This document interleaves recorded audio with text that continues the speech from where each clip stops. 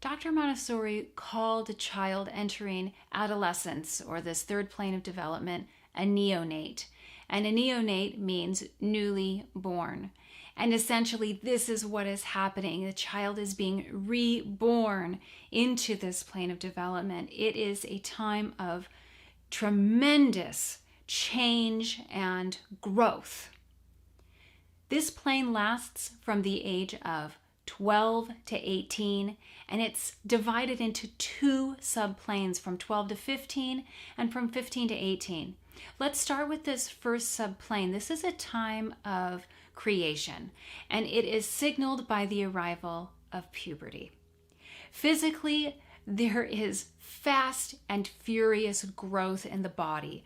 The trunk lengthens, the legs are lengthening. In fact, this is happening so fast that we see our teenagers become clumsy because they have lost the equilibrium they learned in their old bodies.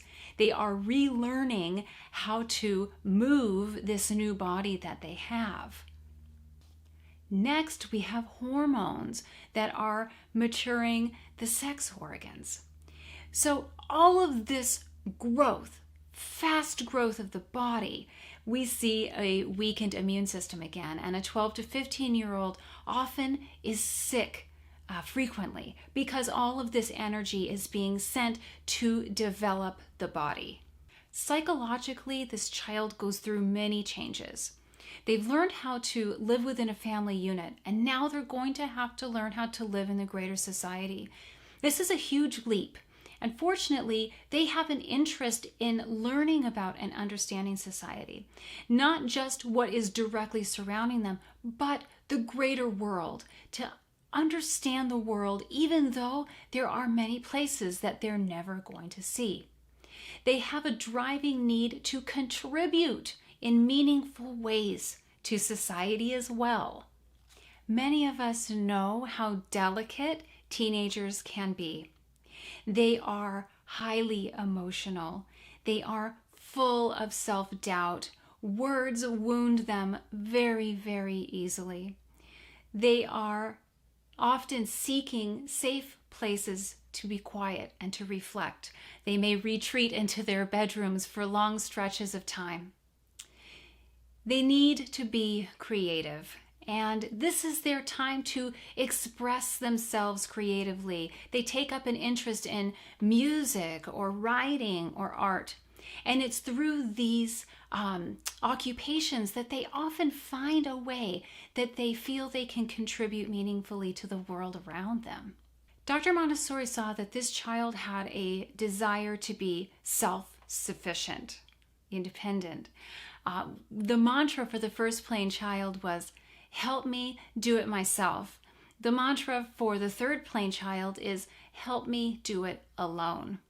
We can support them by exposing them to a variety of different jobs, allowing them to work for wages. This is very important to build self-sufficiency, economic independence, and self-esteem. The first subplane of the third plane is a time of great developmental crisis. The second subplane, from the age of 15 to 18, is much more calm. This is that time of crystallization to develop what was created in the first subplane. This is a time where the child has a renewed interest in academics, specifically history, and this is helping them again to connect with the world around them, to understand the world around them. They need to be growing in their economic independence, working, earning wages. They need to be creative. This is a time, hopefully, where the child is prepared to move forward into the fourth plane of development, ready to make a meaningful contribution to the world and confident that they can do it on their own. Dr. Montessori believed that the current education system was failing the adolescent, and it still is.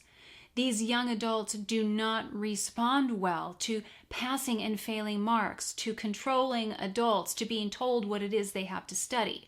What we get is rebellion and truancy. So what she did is she thought about this and she created an environment that wasn't fully actualized during her lifetime, but now it is. This environment for the 12 to 15-year-old is called the Erdkinder, which means land children. And her vision was that children would go away to this school. They would leave the home. This would be a farm school where children would work the land, and this is where their lessons would come from. Think of the science and the botany and the geology that is just surrounding them. The children would live a slower life. They would be choosing their occupations. There was also an element of commerce because there was a business embedded within this farm. And many farms today have a little hostel or a hotel that the children manage and run. They take care of the guests and the rooms and the budgets. Some adolescent programs have a business where they make a product, and students deal with supply and demand and budgets. It's very important for them to learn about this type of economy.